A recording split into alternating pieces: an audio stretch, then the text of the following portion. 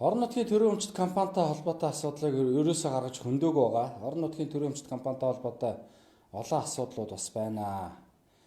Тэмээс судлалын орон нутгийн өмчит аж ахуйн тооцоо төлөвлөрийн газрыг Өмнөговь аймагт байгуулсан жишээтэй байна.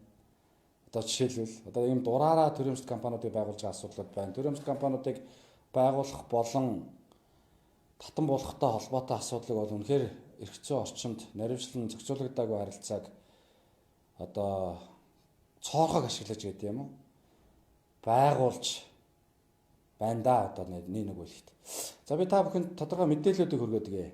2024 онд 400 хуулийн этгээдээс 394 байгууллагад нь аудитын дүгнэлт хийгээд татан богдсон 6 байгууллагад аудитын дүгнэлт хийгээгүй байна. За 397 алдаа дутагдал илэрсэн байна. Энэ дээр 415.4 тэрбум төгрөгийн санхүүгийн зөрчил илэрсэн байна. Орон нутаг өнөөдөр мөнгөгүй барилга байшингийн асуудлууд, гүүрний асуудлууд гэдэг ингээ маш олон асуудлууд хөнддөг. Гэтэл орон нутгийн төрийн өмчит компаниуд дээр 415.4 тэрбум төгрөгийн алдаа дутагдал илэрж байгаа жишээтэй байна.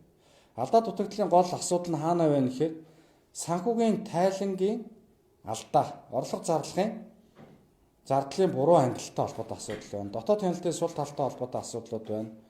Худалдаа авалт, гэрээний зөрчилтэй холбоотой асуудлууд байна. Бусад зөрчилтэй холбоотой татвар төлөлтийн дутуу төлөлт, хууль тогтоомжийн хэрэгжил хангалтгүй гэдэг чинь. Гэх мэтлэнгээс холбоотой ийм тодорхой хэмжээний асуудлууд бас байна. Ер нь энэ төрийн өмчит компаниуд дээр үр ашиггүй арга хэмжээ, баяр ёслолтой холбоотой асуудал дээр ихээхэн хэмжээний мөнгө зарлагдж байна.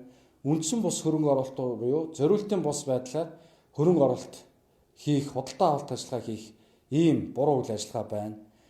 Хэд их захиргааны зардалтай холбоотой асуудлууд байна. Өөрөөр хэлбэл удирдлагууд маань хэтэрхий хэмжээгээр гадаад явж байна. Хэтэрхий хэмжээний үргүү зардлууд гаргаж байна. Өөрсдийнхөө цалин мөнгийг нэмж байна. Урамшууллыг нэмж байна. Шаардлагагүй одоо зөвлөх үйлчилгээний төлбөр нэрээр мөнгө төгрөг гаргаж байна. Тэгэхээр энэ мэтчлэнгээс авахуулаад тодорхой хэмжээний төрийн өмчит компаниуд дээр зэгслэх зайлшгүй шаардлагатай зүйлсүүд байгаа. Төрийн өмч бол иргэний өмч гэдгийг маш сайн ойлгох хэрэгтэй. Нийтийн өмч. Тийм учраас 2026 онд нийтийн өмчийн тухай хууль өргөн баригдсан. Энэ хуулийн одоо хэлцүүлгүүд бол аль байсаар үнний хүрээнд бол төрийн өмчит компаниуд маань ч гэсэн өөрсдөө байгаа асуудлуудаа ил тод гаргаж ирээд ярих шаардлагатай байгаа. Мөн одоо иргэд аж ахуйн нэгжүүдээс төрийн өмчит компанитай холбоотой шударга ус өрсөлдөөнтэй холбоотой асуудлуудыг бас хөндөж явах нь зөв болов уу гэж харж байгаа. Одоо ингээд хэдүүлээ 2026 онд тэгээд энэ төрийн өмчит компаниудын асуудлыг ядаж шийдвэрлсэн зэгсэнд нь оруулсан он байгаасаа гэж хүсэж байгаа. Тэгээ энэ дээр бол та бүхнийг бас хамтарч ажилласаа гэж урьж байна.